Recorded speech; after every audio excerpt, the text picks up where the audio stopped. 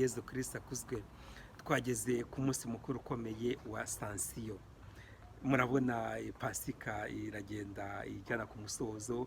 Kuri iki cyumweru ni kuri Asansiyo, ku gitaha ni kuri Pentekosti, hanyuma tugasoza igihe cya Pasika, tukinjira nyine mu gihe gisanzwe. Nongere mbisubiremo, iki gihe cya Pasika ntikidusige uko cyadusanze, ahubwo kidutera akanyabugabo ko kwisubiraho no gukora ku buryo bufatika kandi bugaragara nyine urugendo rwacu rugana Imana, twemera nyine guhinduka. Amasomo rero yose yo kuri iki cyumweru arerekeza kuri uyu munsi mukuru ukomeye wa Asensiyo. Mu isomo rya mbere turabona Mutagatifu Luka wanditse ibyakozwe n'intumwa, atubwira ibintu bireba umuntu wese w'inshuti y'Imana, Teofile, inshuti y'Imana.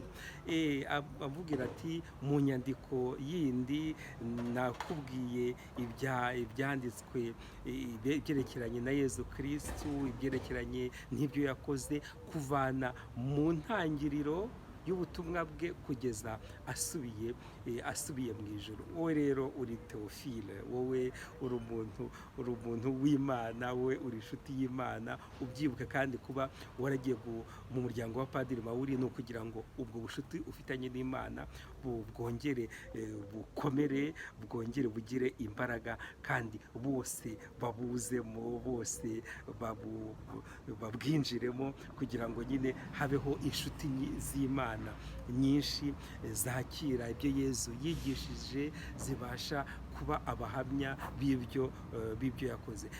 Mu isomo rya mbere twumvise ngo mu gihe cy'iminsi 40 Yezu yagiye yiyereka nibyo ni iminsi 40. Ubwo tuzategereza indi minsi 10, hanyuma iminsi 50 ya Pasika isozwe.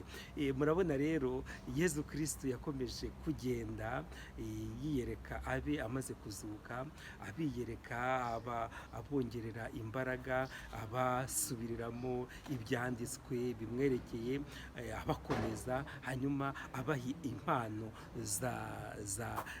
zijyanye n'izuka rye, kugira ngo nyine zibafashe mu gukora ubwo butumwa nyine yari amaze kubashinga.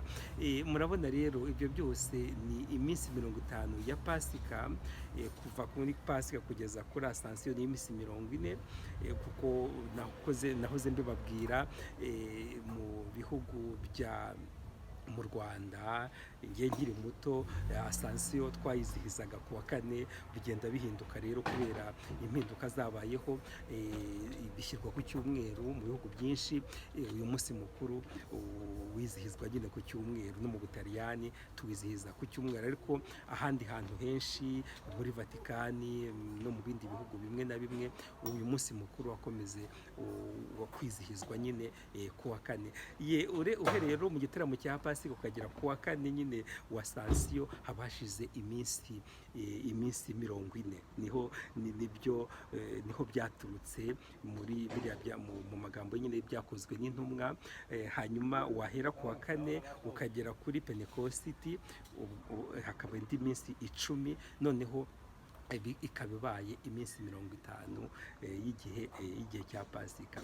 50 rero Pentekosti bivuga iminsi 50 tuzabibona mu cyumweru gitaha.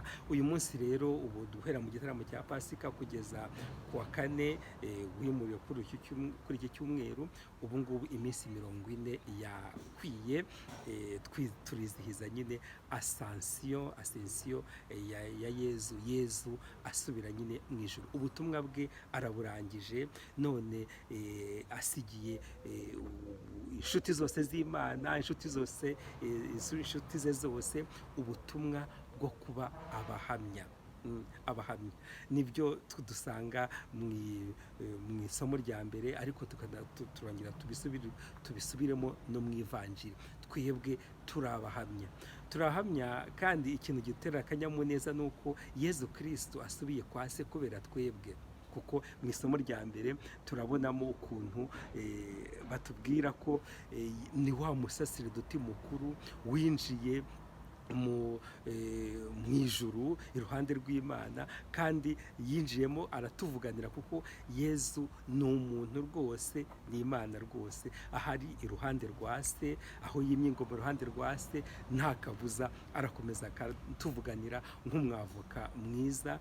Nicyo gituma kuko dufite uwo muvugizi ukomeye, dushobora gukora ibijyanye n'ubuhamya bwacu nta kituziga, nta kidukoma mu nkokora, kuko nyine tuzi ko dufite ibyangombwa byose bishoboka kugira ngo ubwo butumwa Yezu Kristo yadusigiye tubunoze.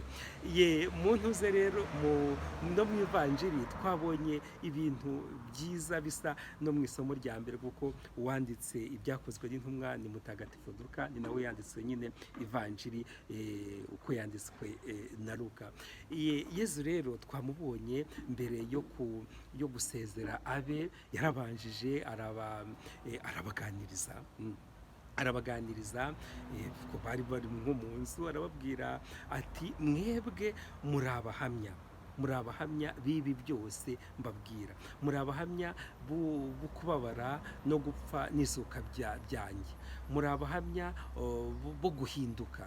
Kandi koko nibyo, uwumvise ijambo rya Yezu Kristo nta kuntu atahinduka, kuko nimba ijambo rye ritaduhindura ntabwo twamwumvise ku buryo buhagije, ntabwo twamukurikiye ku buryo bwa serieux.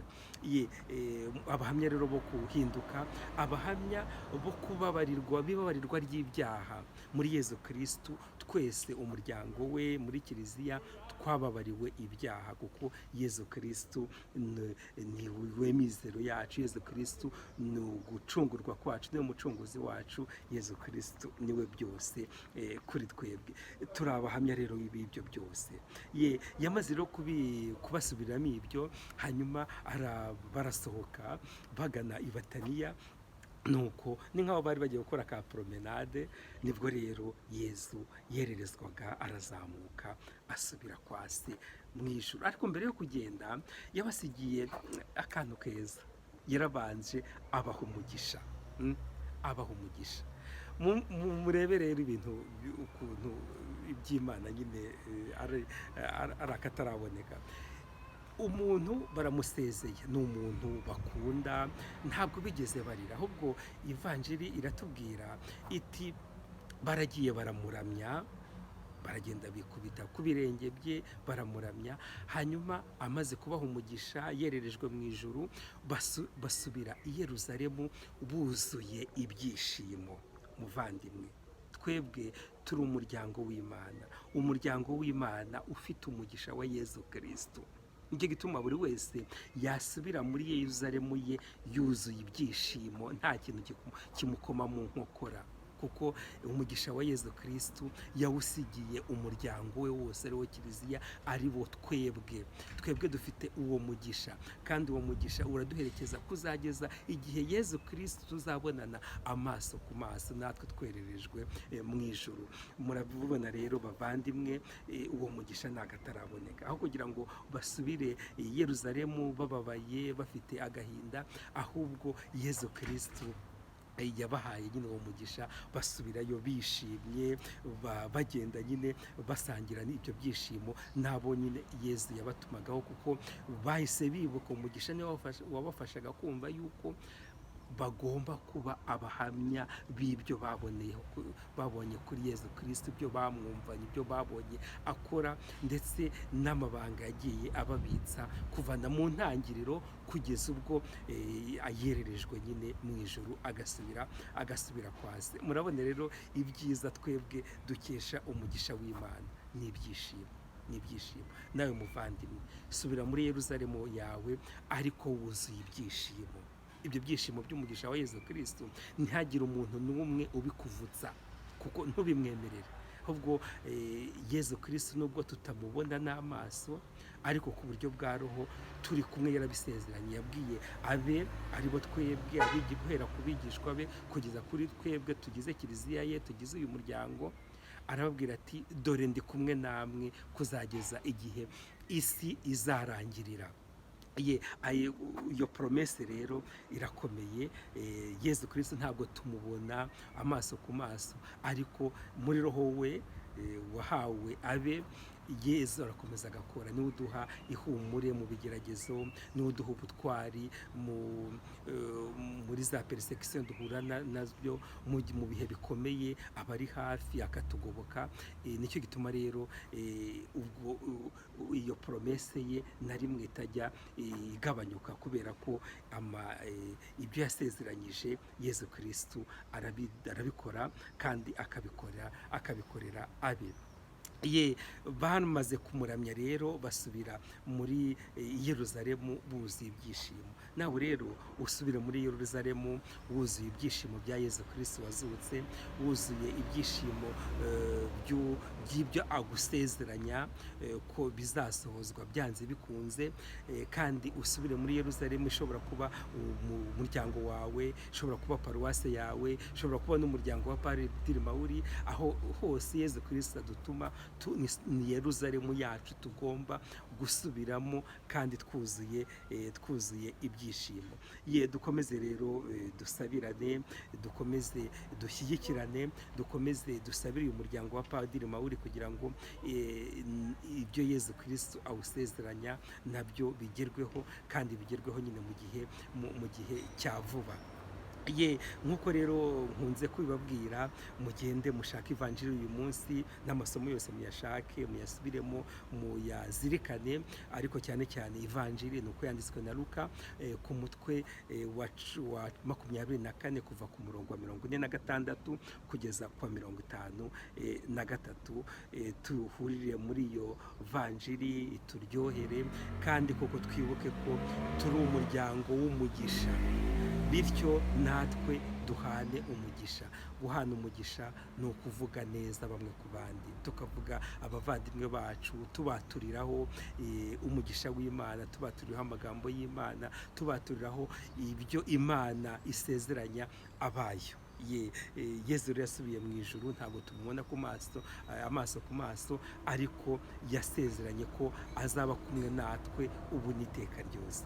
Nk'uko bisanzwe rero mbasigiye umugisha, ni wa mugisha wa Yezu Kristo yasigiye abe, namwe muwakire, tuwusangire, kandi koko twige guhana umugisha bamwe ku bandi, kuko niwo murage Yezu Kristo yadusigiye. Ushobora byose rero nabaho umugisha kandi abarinde, Imana Data na Mwana na Roho Mutagatifu. Amen.